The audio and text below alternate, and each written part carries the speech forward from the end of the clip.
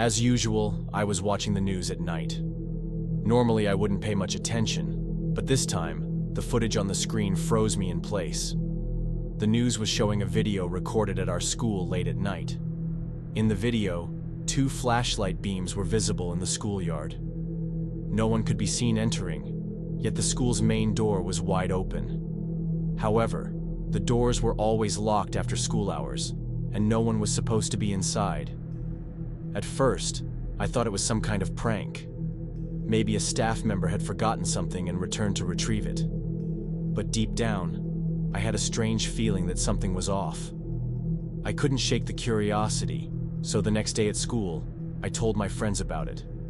My friends were just as adventurous as I was. One of them, Jake, immediately tried to find the video online. Another, Ethan, suggested that it was probably just security guards checking the place. But Ryan, the one who always believed in ghost stories, insisted that this was no joke. He reminded us of the strange incidents that had happened at school before. Unlocked doors, rearranged desks in the morning, and eerie noises heard around the school late at night. After a long discussion, the 4 of us decided to spend a night at the school. Our goal was to have an exciting adventure and figure out what was really going on. School ended at 6 p.m. Finally, the last lesson was over, and one by one, the students left. We, however, hid in the restroom. We knew that the principal wouldn't leave without checking the entire building. Through the door, I overheard him talking to a staff member. He was making sure no one was left inside. It was as if he knew something might happen. After a few minutes, we heard footsteps fading away. We waited a little longer until we were sure we were alone in the building. A strange silence filled the air. Somehow, the school now felt bigger and emptier than before. At that moment, we had no idea what was about to happen. Once it got completely dark, the school began to look even scarier. The lights were off, but the moonlight poured in through the classroom windows. Empty hallways, motionless desks in the classrooms, old announcements on the walls. Everything that looked normal during the day now gave off a completely different aura in the silence of the night. We decided to play hide and seek. In this kind of atmosphere, it would be even more thrilling. As usual, 3 of us hid while one started searching. Jake was the first to find someone, so it was my turn to seek. A few minutes into the game, I started feeling a strange kind of silence in the school. I walked slowly through the dark hallways. Suddenly, from a window, I saw a flashlight flickering in the distance. At first, I thought someone from outside was shining a light, but that wasn't possible.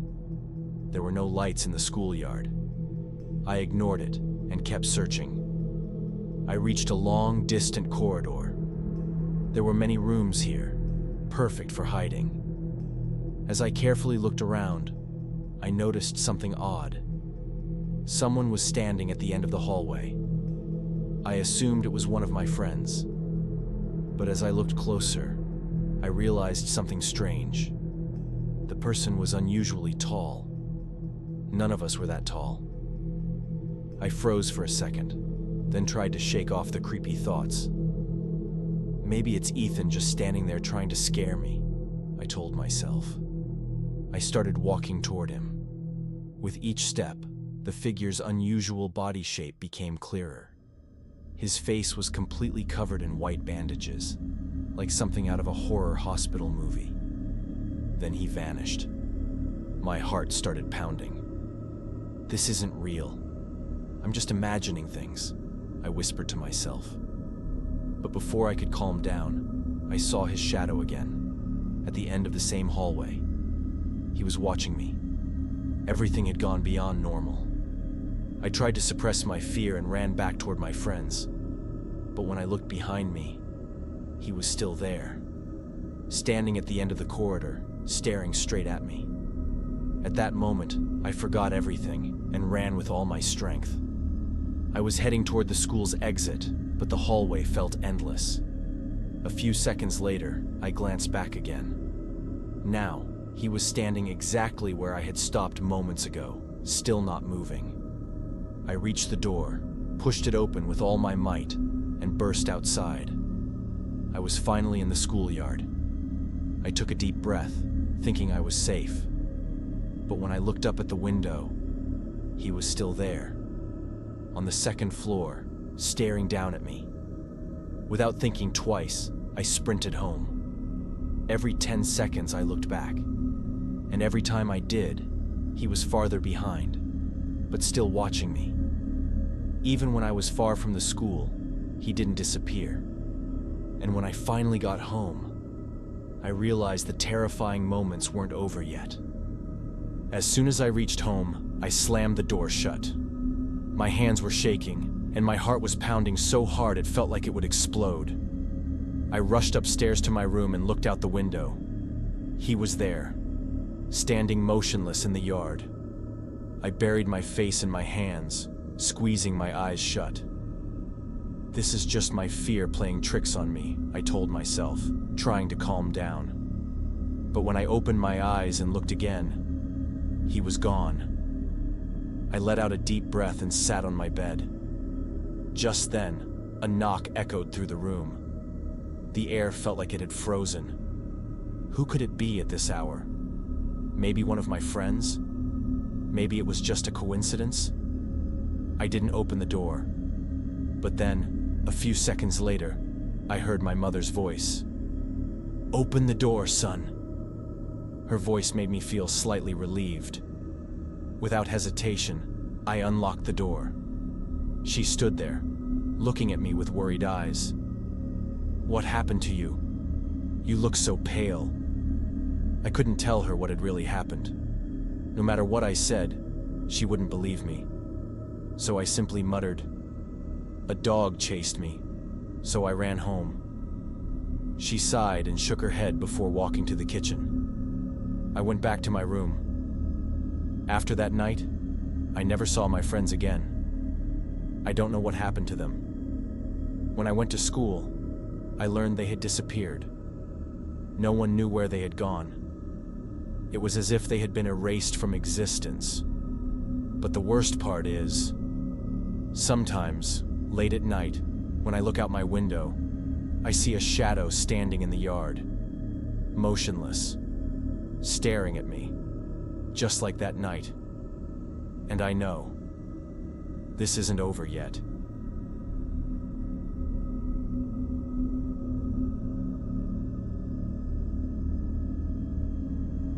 I went to school as usual.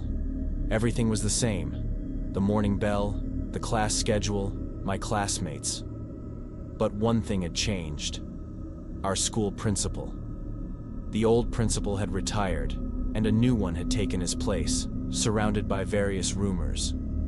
Some said he had a criminal past, while others claimed he had never worked in a school before. However, when I first saw him, he seemed like a friendly person. He smiled and treated the students kindly. The morning lessons proceeded as normal. As always, my friend Mike wasn't paying much attention to the teacher and kept disrupting the lesson. The teacher got frustrated and sent him to the principal's office. Before leaving, Mike jokingly said, "I think the principal is going to eat me like a snack." "Stop talking nonsense and go," the teacher replied sternly. Mike laughed and left the classroom. But when he returned an hour later, his jokes had completely disappeared. His face was pale and his eyes were wide. He quietly walked in and sat down. It seemed like he didn't even have the strength to speak. I asked him what had happened, but he didn't answer. I was too afraid to push further. If I kept talking, the teacher might send me to the principal's office too. When class ended, Mike still hadn't spoken. He packed his bag and left without a word. His behavior both frightened and intrigued me. What had the principal done to him? That night, I told my mother about what had happened. I explained how strangely Mike was acting and asked her to call his parents. She listened to me and made the call. On the phone, Mike's mother sounded worried. I don't know what happened to him. He hasn't said a single word since he got home. It's like he's in shock. Tomorrow, I'll go to school and speak to the principal. That reassured me a little. Maybe tomorrow everything would become clear. But when I got to school the next morning, I never saw Mike's mother leave the principal's office. That night, when I tried calling again, her phone was unreachable. I had a terrible feeling that this mystery was far bigger than I had imagined. The disappearances at school continued. Every time a student went missing, parents panicked, and the police conducted investigations. But the result was always the same. No clues, no traces, no explanations. The teachers acted as if nothing unusual was happening, as if everything was completely normal. I, however, was certain that all of this was connected to the principal. Mike's mother had disappeared, just like her son. She had come to school and was never seen again. And Mike, whatever had happened to him, was proof that something sinister was going on. But no one believed me.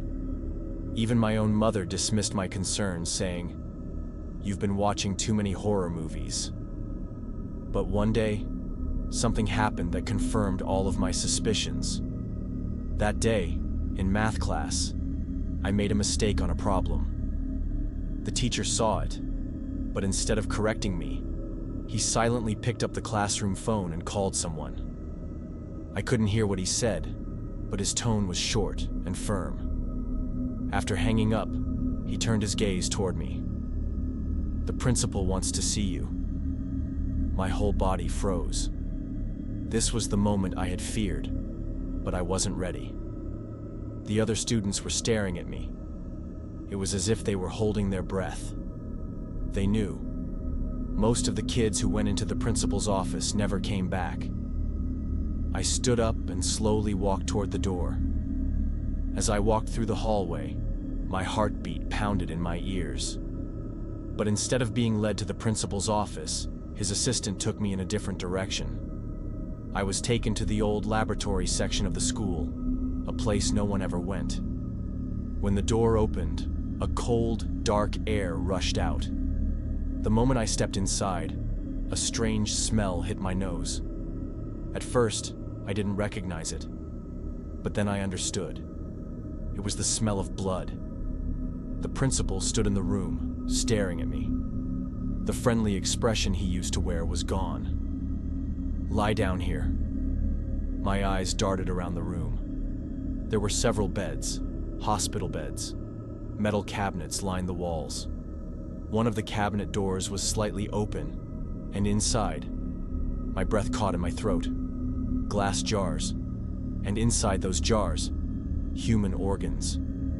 My brain froze for a moment, but then, from the corner of my eye, I saw movement.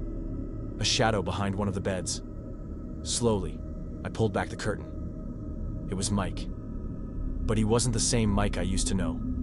His eyes were bloodshot, his skin pale, and his breathing ragged. His voice trembled as he whispered, "Run! Now!" I looked at him, then scanned the room again. There were more beds, each covered with curtains. I didn't need to check. I already knew. The missing students. They weren't missing. Their fate had been decided in this very room. I tried to stand up, but the principal had already turned toward me. He smiled calmly. "Where are you going?" His eyes followed my every move. My hands clenched into fists. I had only one chance to escape. He took a slow step forward. "You're different. You know too much. But now." While he was speaking, my gaze flickered to the slightly open door. If I could make it, I might have a chance. Maybe. Suddenly, I grabbed a metal tray from the floor and threw it across the room. It crashed against the wall, making a loud noise. The principal hesitated for a moment. That was all I needed. I bolted out of the room and sprinted down the hallway. I could hear his footsteps. He was chasing me. I ran toward the school's exit, but most of the doors were locked. With all my strength, I shoved against one of the back doors. It swung open. I dashed outside and didn't stop running until I reached home. When I burst through the door, I slammed it shut behind me. My mother looked at me in shock. "What happened?" I was out of breath, struggling to speak. I tried to explain what I had seen, but the words came out jumbled. The principal, organs, Mike. My mother immediately grabbed the phone and called the police. I leaned against the wall, trying to catch my breath. It was over. I had escaped. But this wasn't the end. By the time the police arrived, I was still shaking. I told them everything: the mysterious room, Mike's condition, the smell, the jars filled with organs. The chief officer looked at me carefully. "Are you sure?" "Yes. Please go to the school." The police rushed to the school immediately. My mother and I followed closely behind. When we arrived, several patrol cars and police dogs had already surrounded the building. The school was searched thoroughly. I led them to the room where the principal had taken me. At first glance, the room appeared empty, but upon closer inspection, they found something. One section of the floor seemed strange, as if it was hollow underneath. The police examined it carefully and finally uncovered a hidden door. When they opened it, everything became clear. Beneath the room was a large underground passage. Inside were various medical tools, bloody rags, and glass jars. Jars filled with human organs. But the principal was gone. The police searched the entire school. They even expanded their search beyond the city limits. But it was as if he had vanished into thin air. No trace of him was ever found. One question remained in my mind. Where were the missing children? That's when the true horror began. Mike had disappeared too. The police went to his house to find him, but he wasn't there. His mother was gone as well. I had last seen him in that room. After that, he was never seen again. The school was shut down. There were no official records of the principal. No one knew where he came from or who he really was. The police believed he had been using a fake identity and had operated in secret for years. But that led to another disturbing question. How long had he been here? It seemed like everything had been exposed, but deep down, I knew. He was still out there. One day, he might return. He was still watching from the shadows. And the scariest part? That night, after the police had finished their investigation, I received a text message. The number was unfamiliar. The message contained just one sentence. "Next time, don't try to run." After that, sleep became nothing more than a distant memory.